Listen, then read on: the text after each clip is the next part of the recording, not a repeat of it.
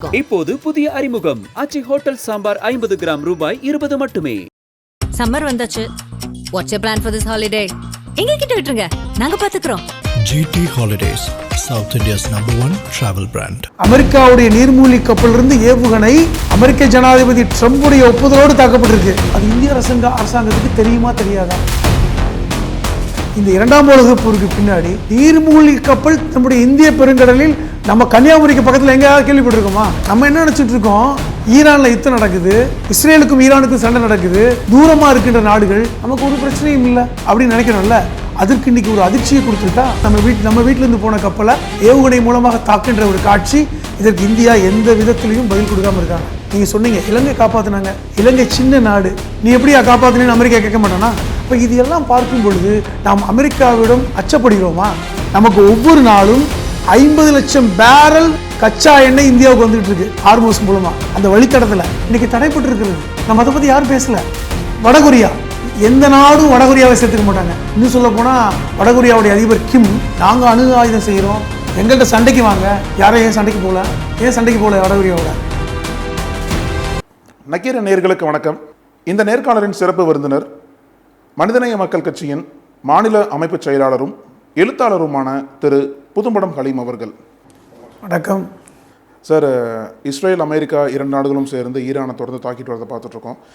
இப்போ நமக்கு என்ன செய்தி வந்திருக்கு அப்படின்னா, நேற்றைக்கு நடந்தது, அதாவது அந்த ஒரு பகுதியை விட்டு இந்த போர் என்பது இந்தியா வரைக்குமே வந்துருச்சு அப்படின்ற மாதிரி பார்க்குறோம். என்ன காரணம் கேட்டிங்க அப்படின்னா, இங்கே ஸ்ரீலங்கன் கோஸ்டில் பக்கத்தில் அந்த ஈரானிய நேவியை சேர்ந்த ஒரு கப்பல் போயிட்டு இருந்திருக்கு. அந்த கப்பலை வந்து அமெரிக்க பாதுகாப்புத்துறை குறி வச்சு தாக்கியிருக்காங்க. அதுவும் 2ஆம் உலகப் போருக்கு அப்புறம் முதல் முறையாக நீர்மூழ்கி கப்பல் மூலமாக அந்த ஒரு ஈரானிய கப்பல் வந்து அடிக்கப்பட்டிருக்கு சார். ஸோ இது வந்து என்ன சொல்கிறாங்க அப்படின்னா, அது இந்தியா மீது தவறே கிடையாதுன்ற மாதிரி சொல்கிறாங்க. ஏன்னா அது வந்து இங்கேருந்து போயிடுச்சு, அது சர்வதேச நிலைக்கு போனதுக்கப்புறம் இந்தியா எப்படி பொறுப்பேற்றுக்குன்னு சொல்கிற கேள்வியெல்லாம் கேட்குறாங்க சார். இந்த ஒரு தாக்குதல் பற்றி உங்களுடைய முதற்கட்ட பார்வை என்ன சார்?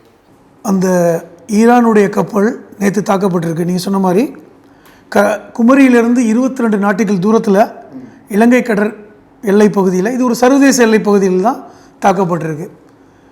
அவர்கள் எங்கிருந்து போகிறாங்க? இந்தியாவிலேருந்து போகிறாங்க. விசாகப்பட்டினத்துக்கு வந்தாங்க. இந்தியாவிற்கு விருந்தாளிகளாக வந்தவர்கள். அதாவது கடந்த மாதம் ஒரு 10 நாட்கள் விசாகப்பட்டினத்தில் கப்பல் படை நிகழ்ச்சிக்கு கலந்து கொள்வதற்காக வந்தவர்கள். பல்வேறு நாடுகள்லேருந்து வந்தாங்க. அது மாதிரி ஈரான்லேருந்து வந்தாங்க.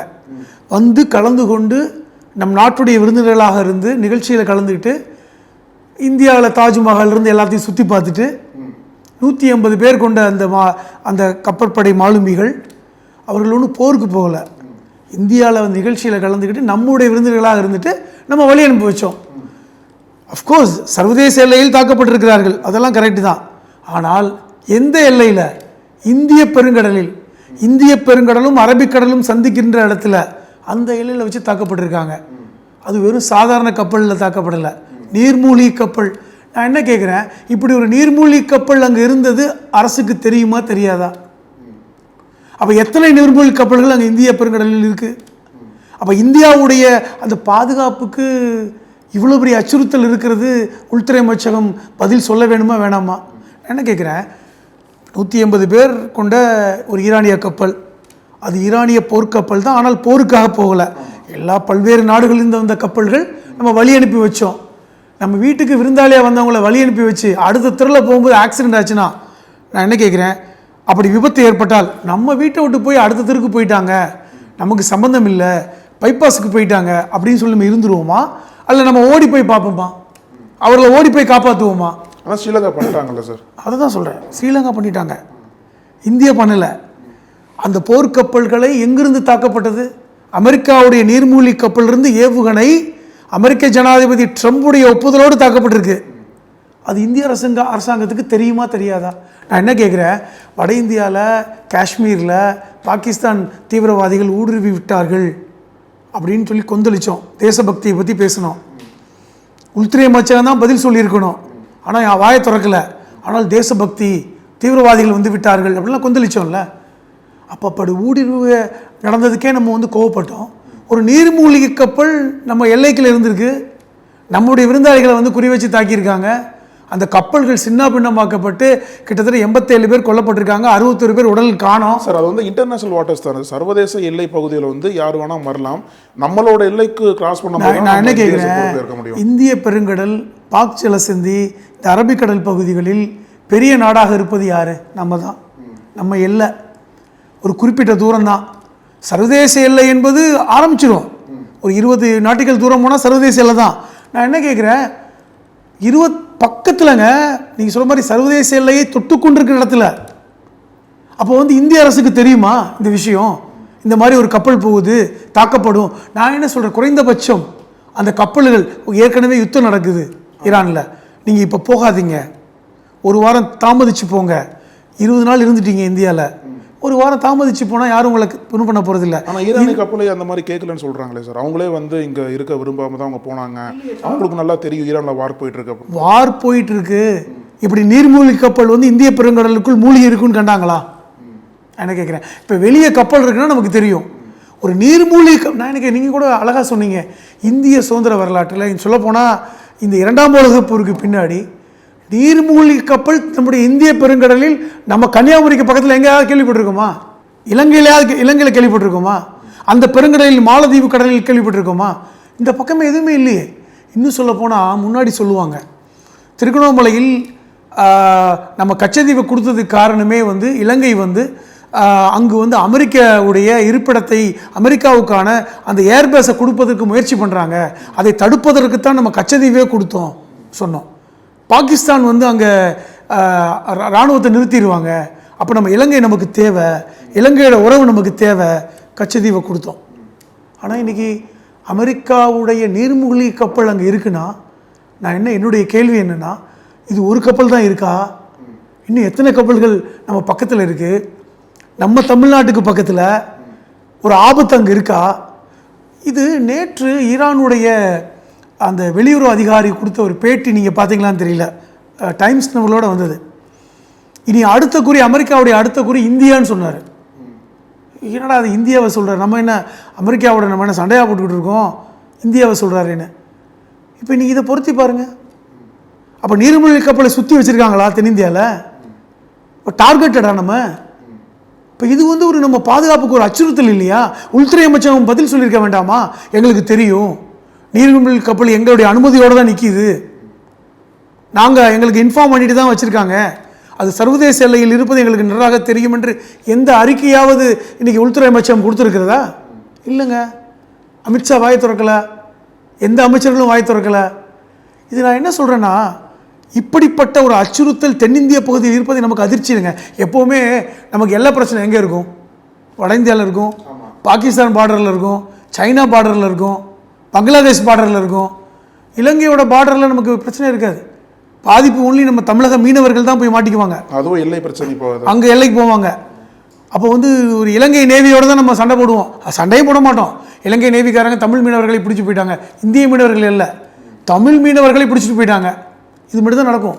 அப்போ நம்ம இதுவரை என்ன நினச்சிக்கிட்டு இருக்கோம், தென்னிந்திய பகுதி பாதுகாப்பானது, தென்னிந்திய கடல் பகுதி, தென்னிந்திய அதாவது வங்காள விரிகுடாவும் தென்னிந்திய கடலும் அரபிக்கடலும் பாதுகாப்பானது, இங்கே எந்த பிரச்சனையும் இல்லை, பக்கத்தில் இலங்கை இருக்குது, நமக்கு அனுசரணையான நாடு, நம்ம இங்கே பெரிய அளவில் நேவி கூட கிடையாது. இப்போ கூட நீங்கள் ராமேஸ்வரத்தில் எடுத்துக்கிட்டிங்கன்னா என்ன நேவி இருக்குன்றீங்க, என்ன கப்பல்கள் இருக்குது நமக்கு? வட இந்திய அளவிற்கு இல்லை, கல்கத்தாவில் நிற்கிற அளவுக்கு இல்லை, விசாகப்பட்டினத்தில் இருக்கிற அளவுக்கு இல்லை, கொச்சினில் இருக்கிற அளவுக்கு இல்லை. எப்பொழுதுமே வந்து இங்கே வந்து ஒரு பாதுகாப்பு கொஞ்சம் மிதமாக தான் இருக்கும். காரணம், இங்கே ஆபத்துகள் கிடையாது, இங்கே சைனா கிடையாது, இங்கே வந்து வேறு பாகிஸ்தானுடைய பாதிப்பு நமக்கு இல்லை. ஆனால் அமெரிக்காவுடைய நீர்மூழ்கி கப்பல் பின்னாடி இருக்கே, இவ்வளோ ஆபத்து உள்ளே இருந்திருக்கே, இதை பற்றி நம்ம ஏன் வாயை திறக்கலை? அது மட்டும் இல்லாமல் நம்மளிடம் பர்மிஷன் கூட கேட்காம, அதாவது ஏவுகணை மூலமாக தாக்கி அடிச்சிருக்காங்களே, ஒரு யுத்தம் நடந்திருக்கிறது, ஒரு மிகப்பெரிய யுத்தம். நம்ம என்ன நினச்சிட்டு இருக்கோம், ஈரானில் யுத்தம் நடக்குது, கல்ஃபில் நடக்குது, இஸ்ரேலுக்கும் ஈரானுக்கும் சண்டை நடக்குது, அங்கே இஸ்ரேலுக்கும் லெபனானுக்கு சண்டை நடந்துட்டு இருக்கு, தூரமாக இருக்கின்ற நாடுகள், நமக்கு ஒரு பிரச்சனையும் இல்லை அப்படின்னு நினைக்கிறோம்ல. அதற்கு இன்றைக்கி ஒரு அதிர்ச்சியை கொடுத்துருக்கா? நான் என்ன கேட்குறேன், ட்ரம்ப் நம்மிடம் கேட்காமல் எப்படி அனுமதி கொடுத்தாரு? ஒரு வார்த்தை சொல்லியிருக்காரா? இந்தியாவிலேருந்து வந்த கப்பலுங்க, அங்கே கெஸ்ட்டாக வந்தாங்க, நம்மளும் அதற்கு பதில் சொல்லணும். நமக்கும் அதில் வந்து இது இருக்குது, ரெஸ்பான்சிபிலிட்டி இருக்குது. ஒரு நாடு நம்மளை நம்பி தானங்க அனுப்பிச்சாங்க. நம்மளை நம்பி 40க்கும் மேற்பட்ட நாடுகள் கப்பல்கள் வந்தனவா, எல்லாம் வந்து நம்மளை நம்பி வந்தாங்க. நம்மளுடைய நிகழ்ச்சிக்கு வந்தவங்க நிகழ்ச்சிக்கு வந்து விட்டு திருப்பி வந்து நாட்டுக்கு போகிற வரைக்கும் நமக்கு ரெஸ்பான்சிபிலிட்டி இருக்கா இல்லையா? ஒரு நிகழ்ச்சி நடக்குதுங்க, ஒரு கூட்டம் நடக்குது. தலைவர் என்ன சொல்லுவார் மேடையிலிருந்து? நிகழ்ச்சிக்கெல்லாம் வந்திருக்கீங்க, பாதுகாப்பாக வீட்டுக்கு போங்க, எப்படி வந்தீங்களோ அப்படி போங்க, விபத்து ஏற்படுத்தி விடக்கூடாது, சேதாரம் வந்துடக்கூடாது, எல்லாம் காலத்தோடு சேர்ந்து போய் வீட்டில் போய் சேர்ந்துடணும். இது என்ன மாதிரியான இது ரெஸ்பான்சிபிலிட்டி, அக்கறை? ஏன்னா நம்மளை நம்பி வந்திருக்காங்க எல்லாரும். அதுபோன்று நம்மளை நம்பி வந்தவர்கள், அது ஈரானாக இருக்கட்டும், அது யாராக இருக்கட்டும், திருப்பி போகிற வரைக்கும் நமக்கு ரெஸ்பான்சிபிலிட்டி இருக்கா இல்லையா? இன்றைக்கும் ஹார்மோஸில் 140 கப்பல்கள் சிக்கியிருக்கின்றன. 140க்கு மேற்பட்ட கப்பல்கள், அது இந்திய கப்பல்கள் 40 கப்பல்கள்னு சொல்கிறாங்க. அதை பற்றி நம்ம யாருமே இன்னும் பேசலை. நமக்கு ஒவ்வொரு நாளும் 50 லட்சம் பேரல் கச்சா எண்ணெய் இந்தியாவுக்கு வந்துட்டு இருக்கு ஹார்மோஸ் மூலமாக. ஈரான்லேருந்து வந்துட்டு இருக்கு அந்த வழித்தடத்தில். ஈரான் இல்லை, சவுதி அரேபியா, கத்தார், மற்ற நாடுகள்லேருந்து அந்த வழியாக தான் வரணும். இன்றைக்கி தடைப்பட்டு இருக்கிறது. நம்ம அதை பற்றி யாரும் பேசலை. நம்முடைய கையிருப்பு, இந்தியாவில் கையிருப்பு ஒரு 10 கோடி பேரல் தான் சொல்கிறாங்க. 10 கோடி பேரல் எத்தனை நாளைக்கு தாக்கு பிடிக்கின்றீங்க? ஒரு 1.5 மாதம் தாக்கு பிடிக்கும். இன்னும் இந்த யுத்தம் 1.5 மாதம் தொடர்ச்சியாக நடந்தால் நம்ம நிலைமை என்ன பதில் சொல்ல போகிறோம்? இதை பற்றி எந்த பேச்சும் இல்லை. ஆனால் நம்ம பகுதியில், தென்பகுதியில் நம்மளை நோக்கி வந்த ஒரு கப்பல், நம்ம வீட்டிலேருந்து போன கப்பலை ஏவுகணை மூலமாக தாக்குன்ற ஒரு காட்சி. இதற்கு இந்தியா எந்த விதத்திலையும் பதில் கொடுக்காமல் இருக்காங்க. நீங்கள் சொன்னீங்க இலங்கை காப்பாற்றினாங்க. இலங்கை சின்ன நாடு, அது எப்படி தைரியமாக போய் காப்பாற்றினாங்க? அமெரிக்கா அடிச்சிருச்சே, நீ எப்படியா காப்பாற்றினேன்னு அமெரிக்கா கேட்க மாட்டானா? அவன் சாகுறதுதானங்க அடிக்கிறான். அவர்கள் கொல்லப்பட வேண்டியவர்கள் சொல்லி தானே அடிக்கிறான். நீ 32 பேர் போய் காப்பாற்றி வச்சிருக்கீங்க, இந்த துணிச்சல் நமக்கு இல்லையான்னு கேட்குறேன். நம்ம நேவி எங்கே போச்சு? அதே சர்வதேச கடலில் இந்திய நேவி இருக்கா இல்லையா? இந்திய நேவி போய் இன்ன வரைக்கும் தேடலை. அப்போ இது எல்லாம் பார்க்கும் பொழுது நாம் அமெரிக்காவிடம் அச்சப்படுகிறோமா, அல்லது அமெரிக்காவிடம் அடிபணிந்து போய்விட்டோமா? அது இந்த கேள்வி வருதுங்க சார். இன்னொரு பக்கம் சார், இப்போ இந்த ஒரு போர் என்பது வளைகுடாவை தாண்டி இந்த போர் பரவிட்டே இருக்கு அப்படின்னா அதுக்கு அமெரிக்கா மட்டும் பொறுப்பு கிடையாது, ஈரானும் பொறுப்பு ஏற்றுக்கிற மாதிரி சொல்கிறாங்களே. ஏன்னா இப்போ பேசிகிட்டு இருக்கிற டைமில் அசர்பைஜானில் ஈரான் ஏவுகணை தாக்கல் பண்ணியிருக்காங்க. 2வது துருக்கியை நோக்கியும் ஏவுகணை அனுப்பிச்சிருக்காங்க. அதெல்லாமே துருக்கி வந்து நேட்டோ மெம்பர். அப்போ அந்த ஒரு போர் துருக்கி தாக்குனாங்க அப்படின்னா நேட்டோ நாடுகள் எல்லாம் ஒருங்கிணைஞ்சு மீண்டும் இன்னொரு வகையான தாக்குதல் ரெடி ஆவாங்க. அப்போ ஈரானும் தானே இந்த ஒரு வாரம் வந்து எஸ்கலேட் பண்ணிட்டே போகிறாங்க. ஸ்பெயின் நேட்டோ நாடு தானே? ஆமாம். ஏன் அமெரிக்காவுக்கு எதிரான ஒரு தீர்மானத்தை கொண்டு வந்திருக்காங்க? இல்லை, ஒரு நாடு மொத்தம் 30 நாடு இருக்கிறதா சொல்கிறாங்க. பிரான்ஸ், பிரிட்டனுடைய பிரதமர். ஏன்னா இன்றைக்கி உலகம் முழுவதும் பெரிய நாடுகளுக்கு அந்த பேஸ் இருக்குது. இப்போ அவர்களுடைய விமானம் தாங்கி அல்லது அவருடைய ஏர்பேஸ் இருக்குது, அல்லது வந்து அவர்களுடைய ஆர்மி இருக்கிறதுக்கான இடம் இருக்கிறது. அது பிரிட்டனுக்கு இருக்குது, கல்ஃபில், வளைகுடா நாடுகளில். அமெரிக்கா வந்து என்ன கேட்டாங்க, இன்றைக்கி வந்து அமெரிக்கா எங்கெல்லாம் அவருடைய இருப்பிடம் இருக்கோ அங்கெல்லாம் தாக்கப்பட்டுருச்சு. இன்றைக்கி அபுதாபி, துபாயில் தாக்கப்பட்டிருக்கிறது. ரியாத்தில் அமெரிக்க தூதரகம் பற்றி எரிந்து கொண்டிருக்கிறது. கத்தரில், பஹ்ரைனில் தாக்கப்பட்டிருக்கு. என்ன கேட்குறாங்க, பிரிட்டனுடைய பேஸை கொடுங்க, எங்கள் ஆட்கள்லாம் தவிக்கிறாங்க. அதுக்கு பிரிட்டன் என்ன சொன்னாங்கங்கிறீங்க? முடியாதுன்ட்டாங்க. முதல்ல முடியாதுன்னு சொன்னாங்க. அப்புறம் ட்ரம்ப்போட கண்டனத்துக்கு கட்டணம் இருந்தாலும் பெரிய அந்த நாட்டு அரசு வந்து அனுமதிக்கலை. அவர்கள் இன்ன வரைக்கும் அந்த முடிவெடுக்கலை. அது என்ன சொல்கிறாங்க, ஒரு முடியாது அப்படிங்கிற இடத்துக்கு போகிறாங்களே ஒழிய தீர்மானமாக நீங்கள் தாராளமாக பயன்படுத்திக்கன்னு சொல்லலை. எங்களுக்கும் யுத்தத்துக்கும் சம்பந்தம் இல்லைன்னு சொல்கிறாங்க. இந்த யுத்தத்தில் நாங்கள் கலந்து கொள்ளவில்லை. அது போதாதா? ஏன்னா இது ஈரானுக்கே சொல்கிறாங்க, இந்த யுத்தத்தில் இருந்து பிரிட்டன் கலந்து கொள்ளலை, பிரான்ஸ் கலந்து கொள்ளலை, ஸ்பெயின் கலந்து கொள்ளலை. அப்போ வந்து நீங்கள் ஈரானுக்கு மட்டும் நீங்கள் சொல்கிறீங்க ஈரானும் காரணம் இல்லையான்னு. ஏங்க, ஈரான் யுத்தத்தை ஆரம்பித்தாங்களா? அவன் என்ன சொன்னான், நான் யுத்தத்தை ஆரம்பிக்க மாட்டேன், உன் பேச்சுவார்த்தைக்காக வர்றேன். ஜெனீவாவில் நடந்த பேச்சுவார்த்தை 3 சுற்றுக்கும் அவர்களுடைய வெளியுறவு அமைச்சர் அப்பாஸ் யாராக்கி போய் கலந்துக்கிட்டாரு. எல்லாத்துக்கும் வர்றேன், நீ என் மேல் விதிக்கப்பட்டிருந்த பொருளாதார தடை நீக்கிடு, நான் எல்லாத்துக்கும் ஒத்துக்கிறேன். வந்தாங்களா? அப்போ ஆரம்பித்தது யார் யுத்தத்தை? இஸ்ரேல் தானே, அமெரிக்கா தானே. அப்போ ஆரம்பித்தவர்கள் வெறுமனே ஆரம்பித்தார்களா? அப்போ இஸ்ரேல் வந்து அமெரிக்காவை இதில் கூட்டு வந்துட்டாங்கன்னு பார்க்கல, வெறுமனே இழுத்துட்டு வந்துட்டாங்க அப்படின்ட்டு பாருங்க. அமெரிக்காவுடைய ஆளுகைக்கு உட்பட்டு தான் இன்றைக்கி இஸ்ரேல் இருக்குது, அதில் எந்த மாற்றம் இல்லை. நீங்கள் இஸ்ரேலையும் அமெரிக்காவை பிரித்து பார்க்க முடியாது. இஸ்ரேல் வேறு அமெரிக்கா வேறு அல்ல. இப்போது ஈரானுடைய அதிபர் சுப்ரீம் லீடர் அயதுல்லா அலி கமேனியை போட்டு தள்ளினீங்க, அது சாதாரண விஷயமா? அது சாதாரண விஷயமா? நீங்கள் யுத்தம் ஆரம்பிக்கிறீங்க, யுத்தத்தை தாக்குதல் நடத்துகிறீங்க, அது விஷயம் வேறு. கடந்த முறை இஸ்ரேலுக்கும் ஈரானுக்கும் யுத்தம் நடந்தது, 12 நாள் யுத்தம் நடந்தது. அதில் யாராவது தலைவர்கள் கொல்லப்பட்டார்களா? ஆனால் ஈரானுக்கு ஆதரவாக பெருசாக யாருமே நிற்கலையே சார். சைனா ரஷ்யாவை தவிர பெருசாக யாரும் சப்போர்ட் பண்ணலையே ஈரானுக்கு. பயப்படுறாங்க, நாமளே நிற்கலையே. இப்போ இன்றைக்கும் சீனாவும் ரஷ்யாவும் வடகொரியாவும் நேரடியாக வரல, ஆனால் மறைமுகமாக அத்தனை வேலையும் பண்ணுறாங்களே. இப்போது ஈரான் மேல் கடந்த 40 வருடங்களாக பொருளாதார தடை விதிக்கப்பட்டிருக்கிறது. டாலரில் பிஸ்னஸ் பண்ண முடியாது, எந்த டெக்னாலஜியும் கொடுக்கல உலக நாடுகள். எப்படி இவ்வளோ டெக்னாலஜி அவங்கள்ட்ட இருக்குது? எப்படி துல்லியமாக தாக்குதல் நடத்துகிறாங்க? அபுதாபியில் இருக்கின்ற 2 5 ஸ்டார் ஹோட்டலில் ஈரான் துல்லியமாக தாக்குதல் நடத்துகிறாங்க, அங்கே அமெரிக்கர்கள் தங்கியிருக்காங்கன்னு. எப்படி முடியுது? அந்த டெக்னாலஜியை கொடுத்தது யார்? எப்படி வந்து அதாவது ரியாத்தில் இருக்கின்ற அமெரிக்க தூதரகத்தை துல்லியமாக தாக்குறாங்க? எந்த அரசு மாளிகையும் தாக்கப்படலை. நீங்கள் கேட்கலாம், கல்ஃப் அரபு நாடு, முஸ்லீம் நாடு, ஈரான் முஸ்லீம் நாடு, எல்லா முஸ்லீம் நாடையும் தாக்குறாங்களா? இந்த வளைகுடா நாடுகள்னு சொல்லக்கூடிய அரபு அமீரகம், Saudi Arabia, Qatar, Bahrain, Oman எல்லாமே அரபு அமீரகம் தான், அது கல்ஃப் தான், கல்ஃப் கண்ட்ரிஸ் தான். இந்த நாடுகளில் இருக்கின்ற அரசு மாளிகை தாக்கப்படலை, இந்த நாடுகளில் இருக்கின்ற பள்ளிக்கூடங்கள் தாக்கப்படலை, இந்த நாடுகளில் இருக்கின்ற மருத்துவமனை தாக்கப்படலை. ஆனால் இங்கே ஈரானில் டெஹ்ரானில் 20 பள்ளிக்கூடங்கள் தாக்கப்பட்டிருக்கு, 400க்கும் மேற்பட்ட குழந்தைகள் கொல்லப்பட்டிருக்காங்க. இது எப்படி? இது துல்லியமற்ற தாக்குதலா? அப்போ தெரிஞ்சு தாக்குதல் பண்ணுறீங்கல்ல, அப்போ ஈரான் ஓரளவுக்கு நியாயமாக எத்திக்காக வாரம் நடத்துகிறாங்களா? ஆனால் இன்னொரு பக்கம் என்னென்னா சார், இதில் இருக்கக்கூடிய அச்சம் என்ன அப்படின்னா, ஈரான் வந்து வளைகுடா நாடுகளை தாக்குதல் பண்ணுறாங்க, ஆனால் இவங்க வந்து திருப்பி தாக்குதல் நடத்தாமல் ஈரான் ஏவுகணைகளை வழிமறிக்கிறாங்க, தடுக்கிறாங்க. ஆனால் இப்போ என்ன நிலைமை போயிட்டு இருக்கு அப்படின்னா, ஈரான் தொடர்ந்து தாக்குறதுனால இந்த வளைகுடா நாடுகளும் சேர்ந்து ஈரான் மீது திருப்பி தாக்குதல் தொடுக்கக்கூடிய நிலைமை வந்திருக்குன்ற மாதிரி சொல்கிறாங்க. வளைகுடா நாடுகளில் இந்த நாடுகள் தாக்கலை, தடுக்க செய்கிறாங்க. வளைகுடா நாடுகளில் இருக்கின்ற அமெரிக்க பேஸ் இருக்குல்ல, அமெரிக்கர்கள் தாக்குறாங்க. இப்போ கத்தார் வந்து ஈரான் நோக்கி தாக்குதல் பண்ணுறாங்க. ஆமாங்க, அவங்க நோக்கி எங்கே தாக்குறாங்க? அந்த ஏவுகணையை தாக்குறாங்க. அமெரிக்கா அதிகாரிகள், அமெரிக்க இராணுவ வீரர்கள் அதுக்கு உதவி பண்ணுறாங்க, அமெரிக்க டெக்னாலஜி உதவி பண்ணுது. இன்றைக்கும் ஒன்று கேட்குறேன், நேற்று குவைத்தில் தவறுதலாக வந்து அந்த விமானியை பிடிச்சாங்க பார்த்தீங்களா?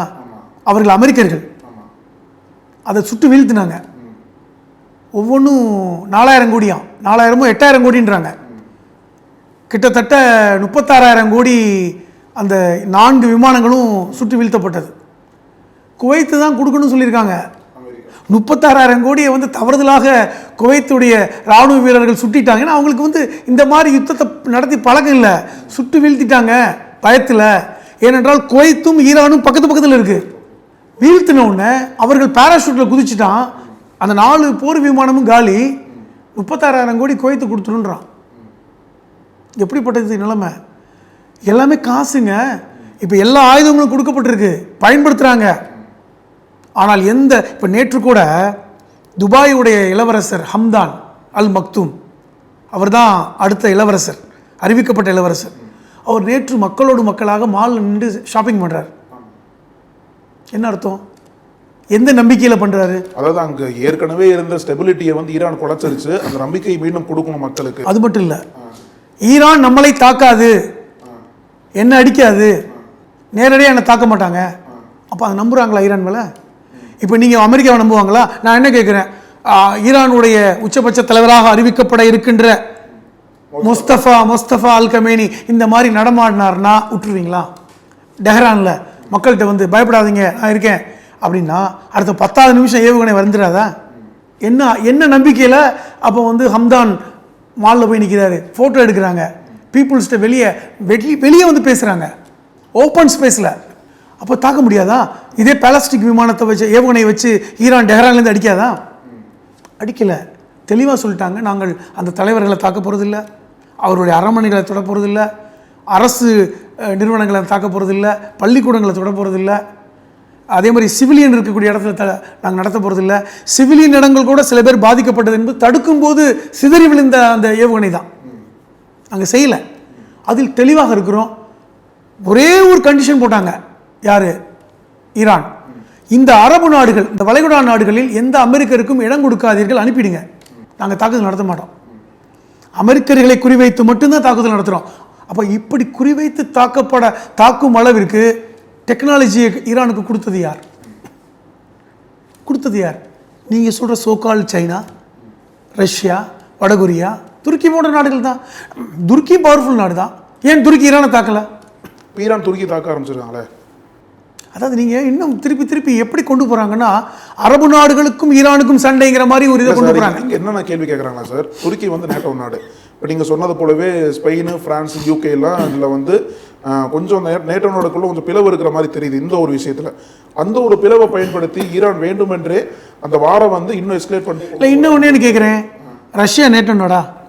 இல்லை, துருக்கி நேட்டோ நாடு. ஆனால் ரஷ்யாவும் துருக்கியும் இருக்கின்ற நட்பு ஏதாவது நேட்டோ நாடோடு இருக்கா? துருக்கிக்கும் ரஷ்யாவுக்கும் இருக்கின்ற உறவு இருக்கு பார்த்தீங்களா? அந்த நெருக்கமும் உறவும் துருக்கிக்கு இன்னொரு நேட்டோ நாடோட இருக்கா சொல்லுங்க? வடகொரியா எந்த நாடும் வடகொரியாவை சேர்த்துக்க மாட்டாங்க. இன்னும் சொல்ல போனா வடகொரியாவுடைய அதிபர் கிம், எங்க ஈரான் அடிக்கிறீங்க, எங்கள்கிட்ட செறிவூட்டப்பட்ட யுரேனியம் இருக்கிறது, நாங்கள் அணு ஆயுதம் செய்கிறோம், எங்கள்கிட்ட சண்டைக்கு வாங்க. யாரும் ஏன் சண்டைக்கு போகல வடகொரியாவோட? யாரும் போகிறதில்ல. அவன் ஒரு முசுடு பிடிச்சவன், எதுக்கு ஏன் நீங்கள் ஒதுங்குறீங்க? அவர் கூட அந்த வடகொரியாவோட நெருக்கமாக இருப்பது யாரு? துருக்கி. ஈராக்னு சொல்லிட்டேன், துருக்கி நேட்டோ நாடு தானே. நேட்டோ நாடுக்கு எதிர்மனையில் இருக்கின்ற வடகொரியாவோட எப்படி துருக்கி இணக்கமாக இருக்கு? சொல்லப்போனால் ரஷ்யாவுக்கும் உக்ரைனுக்கும் நடக்கிற யுத்தத்தில் ரஷ்யாவுக்கு அதிக அளவு அனுசரணை கொடுப்பது வடகொரியா தான். வடகொரியாவுடைய 40,000 வீரர்கள் ரஷ்யாவில் இருக்காங்க, ஆயுதங்களோடு இருக்காங்க. ஏன் நேட்டோ நாடுகள் அப்போ ஏன் நீங்கள் துருக்கி வடகொரியாவோட நெருக்கமாக இருக்கு? இங்கே அது சிக்கலே கிடையாது. அது திருப்பி அதான் சொன்னேன், ஸ்பெயின் நேட்டோ நாடு தானே, நீங்கள் கூட கேட்டீங்க, அது பிரச்சனை இல்லை. ஒட்டுமொத்த நேட்டோ நாடுகளே அமெரிக்கா மேலே கோபமாக இருக்கான். யாருமே இன்னைக்கு அமெரிக்காவோட நெருக்கம் இல்லை. இதனால ஒரு விஷயத்தை நீங்கள் புரிந்து கொள்ளுங்கள், அமெரிக்காவுக்கும் ஈரானுக்கும் நடக்கின்ற யுத்தத்தில் ஈரான் பக்கம் நியாயம் இருக்கிறது என்று இந்த நாடுகள் நம்புது. அவன் பிடிக்கல. நான் என்ன கேட்குறேன், இன்னைக்கு இந்தியாவில் பல முஸ்லீம் நாடுகளில் ஏன் ஈரானுக்கு ஆதரவாக பேரணி நடக்குது? அவர்கள் ஷியா பிரிவை சார்ந்தவர்கள், இவர்கள் சன்னி பிரிவை சார்ந்தவர்கள். ஷியாவுக்கும் சன்னிக்கும் ஆகாது, பல்வேறு காலகட்ட பிரச்சனை இருந்தது. ஆனால் ஏன் அப்போது ஈரான் பக்கம் நிற்கிறாங்க? ஆனால் அதே சியா முஸ்லீம் இருக்கக்கூடிய அஜர்பைஜான் ஈரான் தாக்குறாங்க. அப்போ ஈரானில் சியா முஸ்லீம். அதுதான் சொல்கிறேன். இப்போ லெபனான், இன்னொரு விஷயம் தான் சொல்கிறேன், லெபனானை பிடிப்பதற்கு இன்னைக்கு இஸ்ரேல் முயற்சி பண்ணுறாங்க. தரைவழி தாக்குதல் லெபனான் நடக்குது. எப்பொழுதுமே யுத்தம் நடக்கும் பொழுது, எப்பொழுது யுத்தம் நடந்தாலும் தன்னுடைய எல்லையை விரிவுபடுத்தக்கூடிய வேலையை இஸ்ரேல் செய்யும். அதை தான் இன்னைக்கு செய்கிறாங்க, லெபனானை பிடிக்கிறதுக்கு முயற்சி பண்ணுறாங்க. Right sir. ஸோ நம்ம பொறுத்திருந்து பார்க்கலாம். இந்த எல்லாத்துக்கும் இருக்கக்கூடிய நம்பிக்கை தான் சீக்கிரம் முடிவுக்கு அங்கே அமைதி திரும்பணும் அப்படின்ற நம்பிக்கையில் தான் இங்கே இருக்கக்கூடிய மக்களும் அங்கே இருக்கக்கூடிய மக்களும் ரொம்ப விருப்பப்படுறாங்க சார். நம்ம தொடர்ந்து பேசலாம் சார். ரொம்ப நன்றி சார். நக்கீரன் டிவிக்கு சப்ஸ்கிரைப் செய்யுங்கள். உங்கள் ஆதரவே எங்கள் பலம். ஆசிரியர்களுக்கு நண்பனாகவும் மாணவர்களுக்கு ஆசானாகவும் திகழும் தேர்வு வழிகாட்டி. ஒவ்வொரு பாடத்திற்கும் அனுபவமிக்க ஆசிரியர்களின் துல்லியமான தெளிவான விடைகள். CNC இருக்கு, தேர்வு பயம் எதற்கு? இது தீரன் பப்ளிஷிங் ஹவுஸ் விற்பனை வெளியீடு.